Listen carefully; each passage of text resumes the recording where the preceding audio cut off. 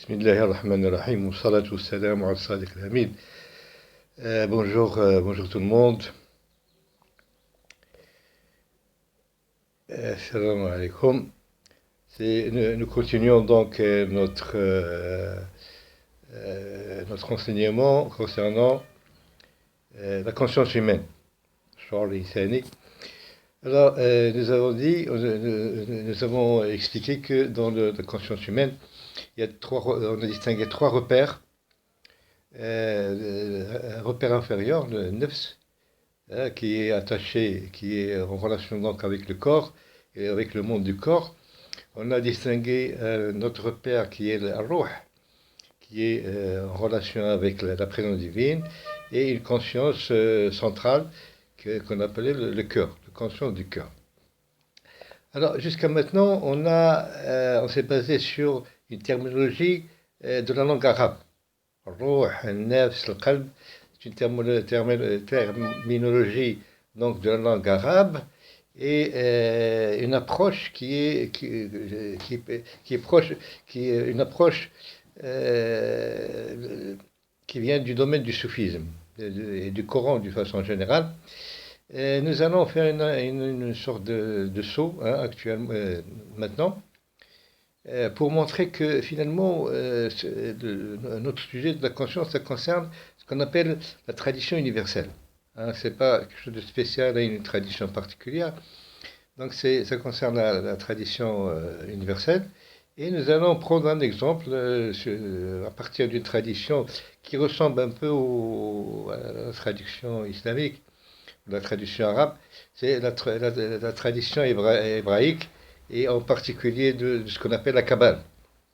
La Kabbale, c'est considéré comme la mystique de la religion juive. Et souvent, on a tendance à la comparer avec le soufisme, c'est-à-dire le soufisme, c'est la spiritualité de l'islam, et la Kabbale, la spiritualité du judaïsme. Bon. On verra qu'il y a des points de liaison, de correspondance entre le soufisme et la Kabbale, mais il y a aussi une différence énorme entre les deux, une différence fondamentale. Alors, en ce qui concerne les points de liaison, on va présenter la Kabbale d'une façon très simple avec notre manière qu'on appelle la simia, on appelle parfois même le langage des oiseaux, c'est lire dans les lettres. Au lieu de lire dans les mots, on lit dans les lettres. Alors, la Kabbale en arabe, ça nous donne Qabal, ou bien Qabala. Qabala, ça veut dire tout simplement accepter. Qabala, ça veut dire accepter. Et ça nous met tout de suite en relation avec le mot qalb, le cœur. Donc, ça montre tout de suite l'importance du cœur dans cette expérience. Que ce soit dans l'islam ou dans le judaïsme, l'importance du cœur en tant que conscience centrale et en tant que le domaine où on va commencer l'expérience spirituelle, une expérience qui va évoluer et vers l'unification de l'être humain, de la conscience humaine. Donc, premier point, l'importance du qalb, donc de l'expérience spirituelle. La deuxième chose, on va mettre ce mot Qabala, accepter, avec le mot qu'on va trouver dans le soufisme, c'est le mourid. Le mourid, le disciple.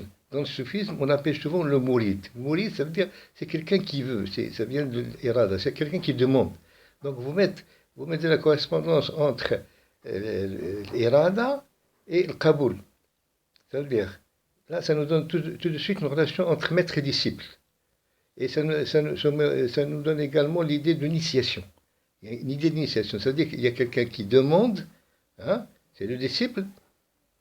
Alors, c'est quelqu'un qui... Mouride, c'est quelqu'un, donc, c'est le disciple, et celui qui va l'accepter, Kaboul, qui va... Alors, c'est le maître. Donc, le disciple, c'est quelqu'un qui demande, n'est-ce pas? Il est mouride, il veut, il demande. Et on dit aussi talib. Talib, le sens profond, c'est quelqu'un qui demande. Talaba, c'est demander. C'est pas l'étudiant, c'est talib, c'est quelqu'un qui demande. Donc, qui demande une initiation spirituelle, il demande d'être accepté par un maître, il faut qu'il y ait acceptation mutuelle. Donc, c'est le maître qui va accepter le disciple, et le disciple va accepter le maître. Donc, on a cette relation. Donc, ça nous introduit ce mot Kabbalah. Kabbalah, ça nous introduit également donc, à la question du cœur, l'importance du cœur en tant que conscience centrale et en tant que lieu de l'expérience spirituelle. Et ça nous traduit au sens du compagnonnage et de l'initiation. Bon. Euh, une troisième chose qui va nous intéresser, c'est que dans le mot Kabbalah, il y a taqaboul, la correspondance. C'est un domaine très important dans la Kabbale et dans l'ésotérisme d'une façon générale, c'est de faire correspondre des choses différentes, qui paraissent différentes dans des domaines différents, et puis faire la correspondance pour trouver une liaison, si vous voulez, subtile entre ces différents éléments et arriver à des résultats qui concernent ou bien la connaissance ou le pouvoir. Bon, le problème, c'est ça la question. Et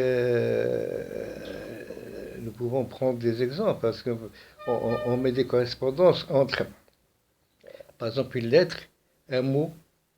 Hein, ce sont les lettres qui jouent finalement ce genre de rôle parce qu'avec une lettre, vous pouvez la correspondre avec un nom divin. Vous pouvez correspondre avec le alif, avec le nom Allah. Hein, vous pouvez la correspondre, faire une forme géométrique, n'est-ce pas, de trait. Vous pouvez la faire correspondre à un chiffre, le 1. Vous pouvez la faire correspondre avec un élément naturel, la terre, l'eau, le feu, etc., et l'air. Vous pouvez la faire correspondre avec un signe du zodiaque, avec un astre, etc. Donc on fait des correspondances entre les deux, entre plusieurs. Donc, on peut donner un exemple, par exemple, la lettre l'Aïn. L'Aïn, il est très, très, très subtil. L'Aïn, vous correspondez tout de suite, que ce soit en arabe d'ailleurs, en hébreu, avec l'œil. Avec l'œil. Une lettre, donc, vous correspondre.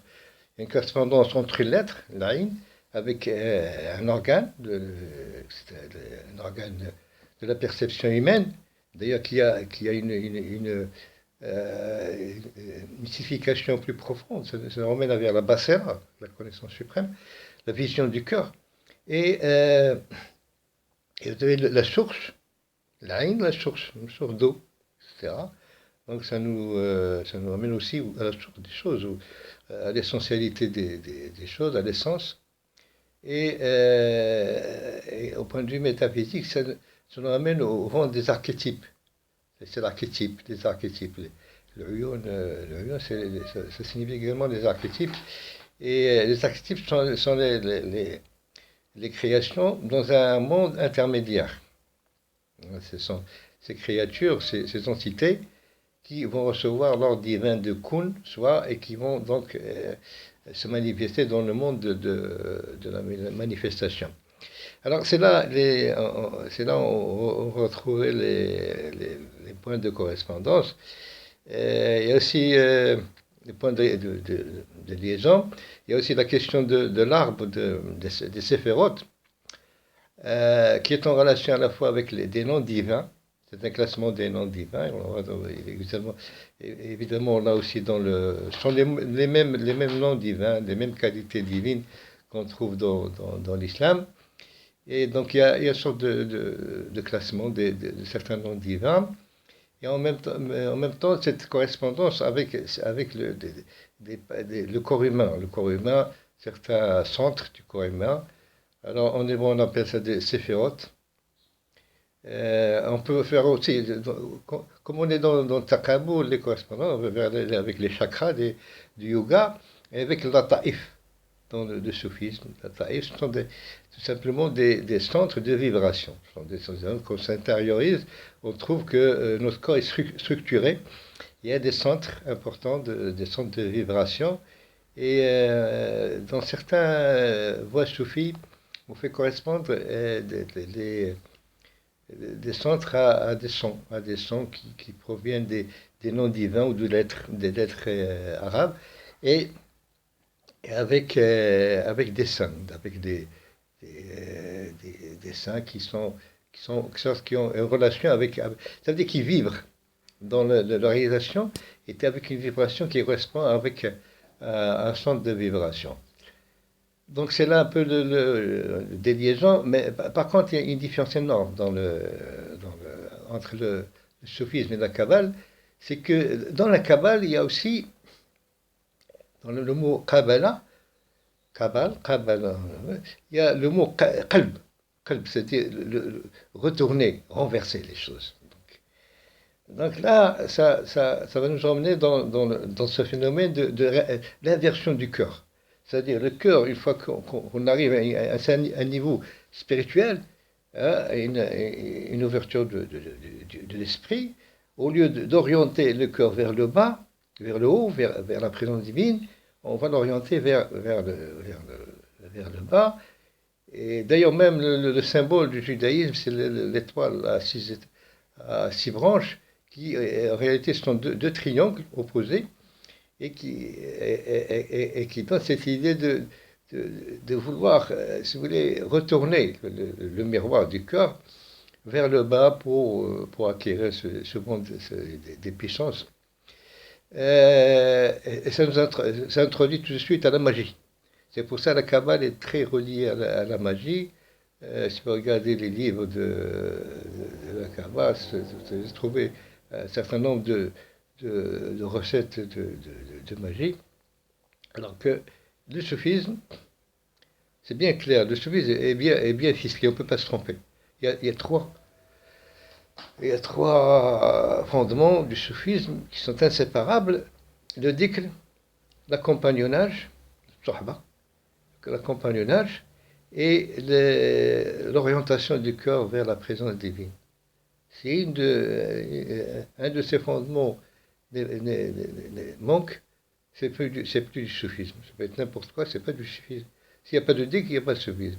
S'il n'y a pas le compagnonnage, c'est-à-dire si ce dhikr n'est pas pratiqué au sein d'une voie soufie, dans le cas d'initiation, et donc il n'y a pas on peut faire beaucoup de gens, beaucoup de musulmans pratiquent des dhikrs, des invocations, mais ce ne sont pas pourtant des soufis. Il faut que ça soit pratiqué dans une méthodologie très bien définie, hein, bien structurée. Et s'il n'y a pas l'orientation vers la présence divine, ce n'est pas du soufisme. Hein. Donc dès qu'il y a un retournement, ce n'est plus de la spiritualité, c'est de la magie. Alors donc, c'est là où ça s'arrête, la comparaison. Par contre, on a dans la tradition musulmane, surtout au Maroc, une tradition qu'on peut comparer à la Kabbale. C'est ce qu'on appelle l'activité des tolba.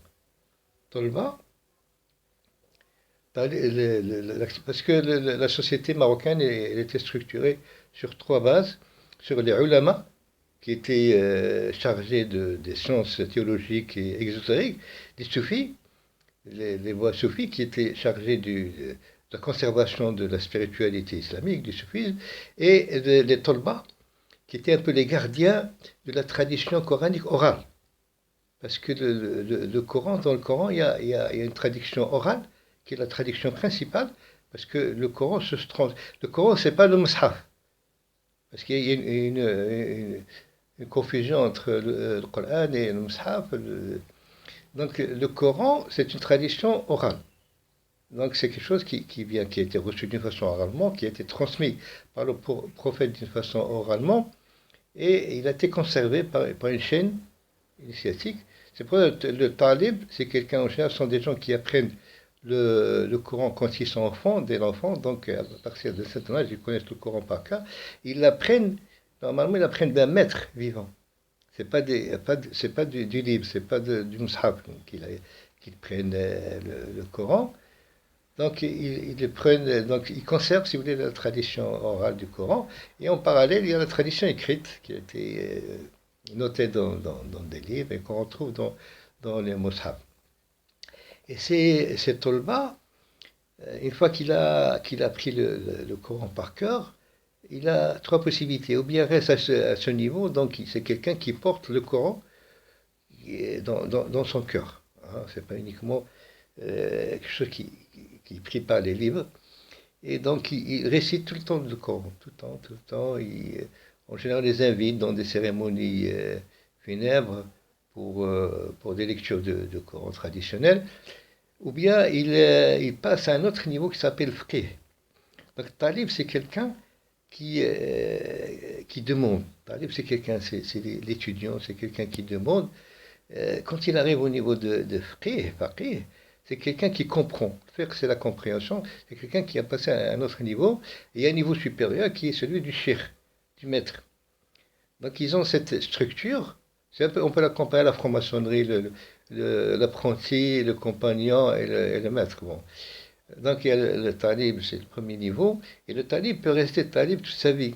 Hein, c'est quelqu'un qui apprend le cœur, qui a appris le Coran par cœur et qui le récite tout le temps, pour lui-même et dans certaines cérémonies. Faqih, il y a deux possibilités, ou bien faire le fiqh dans le sens les études exotériques, ou bien le fiqh dans les trucs, ce qu'on appelle les sciences occultes. C'est-à-dire, à ce moment-là, il va chercher un cheikh spécialisé dans les sciences occultes, et au général, c'est un monde hermétique, il est fermé. Vous ne pouvez pas connaître ses maîtres, les cheikhs des sciences occultes, dans le monde des tolva, il est hermétique. Ce sont des gens qui n'acceptent pas n'importe qui, qu'on ne connaît pas, et il faut que le cheikh de l'hermétisme, quand il reçoit un disciple, il faut que ce disciple ait des références. Il dit, moi je suis envoyé par tel maître. Et c'est lui qui juge s'il peut lui donner c'est considéré comme des secrets. C'est exactement donc, c'est sens occulte que le talib va acquérir pour devenir frère. C'est là où on peut comparer la Kabbale.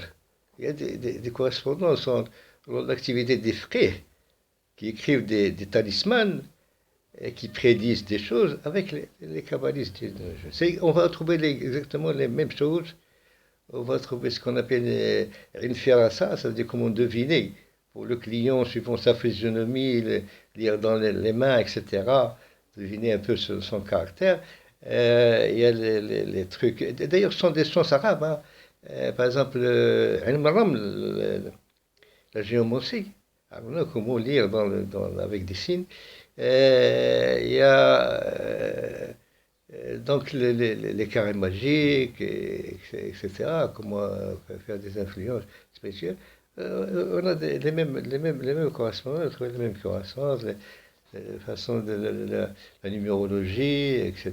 Donc là, il y a des correspondances. Mais là, pour revenir à l'essentiel pour nous, le soufisme, c'est pas ça. Hein, le soufisme, je me dis, le dhikr, compagnon, surtout l'orientation du cœur vers la présence divine. Et là, si vous trouvez votre lumière, parce que tous les problèmes, en fait, viennent du fait qu'on manque de lumière dans le cœur. Si vous trouvez votre lumière, la lumière du cœur, là où vous n'avez pas besoin de ces choses-là, où vous n'avez plus de problèmes, c'est la plénitude, etc. Et je vous remercie.